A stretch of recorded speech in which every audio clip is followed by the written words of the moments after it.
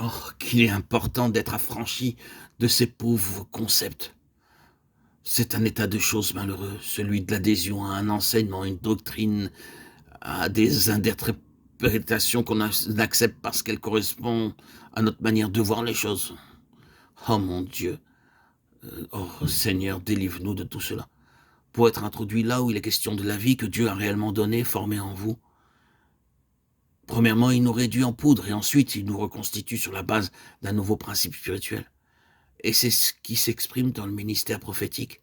Ce qui est dit procède de ce qui a été fait en vous. Et cela peut être depuis des années. Si vous vous posez la question, qu'est-ce donc un prophète? C'est une vie. Le ministère prophétique est une vie, non pas une doctrine. Qu'est-ce que la fonction prophétique? Dieu saisit un vase, qui peut être individuel ou collectif. La fonction du ministère prophétique peut s'exprimer par le moyen d'une nation, comme cela fut le cas pour Israël.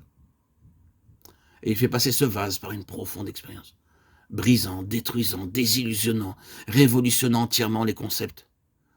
Nous voyons bien dans la vie de ces vases une merveilleuse capacité à être enseigné, ajusté. Tout ce qui était seulement objectif, l'œuvre de Dieu, la vérité divine, l'orthodoxie, le fondamentalisme, tout ce qui avait été saisi de manière extérieure, légaliste, tout doit être traité, brisé. Il doit y avoir une nouvelle conception, un nouveau regard sur les choses. Non plus un système formel, quelque chose d'extérieur à nous-mêmes, que nous saisissions, mais une chose introduite et formée intérieurement dans le vase. Ce qu'est le vase, le ministère l'est donc aussi, et non pas ce qui a été assimilé de la doctrine pour en faire un enseignement. Voyez-vous, ce que signifie la loi de la fonction prophétique, c'est que Dieu est des vases ouins, en accord avec la vérité proclamée, à cause d'une réelle expérience. Chaque atome de vérité qu'il proclame a sa contrepartie dans leur histoire. Ils sont allés dans les profondeurs et ils ont été sauvés par cette vérité. C'est leur vie, c'est pourquoi elle fait partie de leur personne. C'est cela la nature du ministère prophétique. Un prophète est tolérant et sans compromis. Le changement qui s'est opéré dans la vie de Moïse peut aussi se voir dans celle de Samuel. Je pense que Samuel est un des plus beaux caractères de l'Ancien Testament. Il est appelé prophète. Nous voyons que son cœur est entièrement voué à la plus haute et la pleine pensée de Dieu, et qu'intérieurement, il n'y avait aucun compromis. Cependant, il a fait preuve d'une merveilleuse charité à l'égard de Saül, du moins au cours des premiers mois. Il semble que cette période n'ait pas dépassé un an, la première année du règne de Saül, durant laquelle il semblait être sur la bonne voie. Toutefois, vous devez vous souvenir que Saül typifie la négation du principe le plus élevé, le gouvernement direct et immédiat de Dieu. Un tel gouvernement, Israël l'a rejeté en faveur d'un roi, établi sur nous un roi pour nous juger, comme il y en a chez toutes les nations. Ont-ils dit, Dieu a déclaré à Samuel, ce n'est pas toi qu'il rejette, c'est moi qu'il rejette. 1 Samuel 8, 5, 7. La royauté est un principe divin en tant que la prophétie, le monarque représentant la pensée du gouvernement divin. Et là, mais avec Saül, c'est un niveau très inférieur que nous voyons.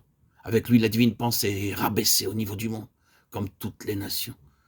C'est la pensée divine, mais appropriée par un homme charnel rabaissé au niveau des nations. Et Samuel le savait. Dans son cœur, il ne pouvait pas l'accepter et il s'en plaint auprès de Dieu. Il était opposé à cela, car il voyait ce que cela signifiait. Toutefois, il est resté charitable envers Saül aussi longtemps qu'il a pu l'être. Pourquoi dis-je cela? C'est parce qu'il existe un contexte aujourd'hui qui lui est semblable. Les choses divines ont été appropriées par des hommes de manière charnelle et abaissées au niveau du monde. Le gouvernement direct du Saint-Esprit a été remplacé par des comités, des conseils d'administration et ainsi de suite. Les hommes ont pris la main, le gouvernement dans les choses divines, et les conduisent à la place de Dieu. L'enseignement du Nouveau Testament concernant le jeûne, la prière, pour s'assurer de la pensée de Dieu est bien peu expérimenté.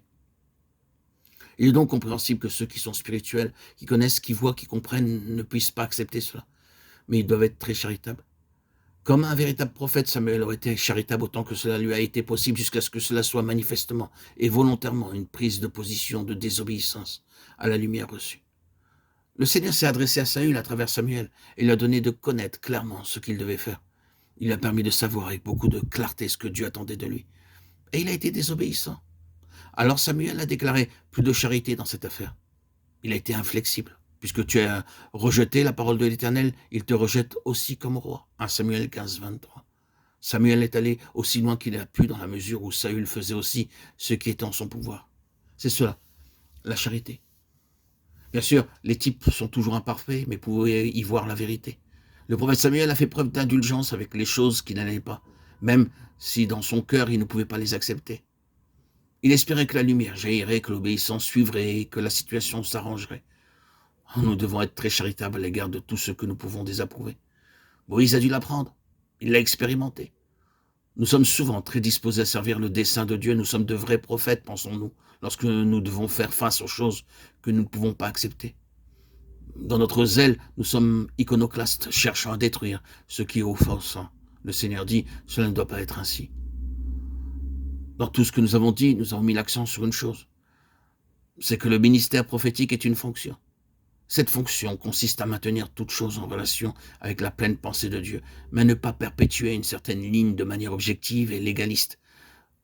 Vous ne vous saisissez pas d'une chose. Vous pouvez seulement le faire vraiment lorsque Dieu a introduit en vous cette chose pour laquelle vous demeurez ferme et qui a été révélée en vous à travers l'expérience sous la discipline divine.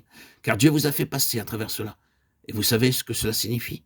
Ce n'est pas que vous soyez parvenu à un certain état, mais bien plus que vous avez connu le brisement à travers cela. C'est alors que vous êtes utilisable par le Seigneur.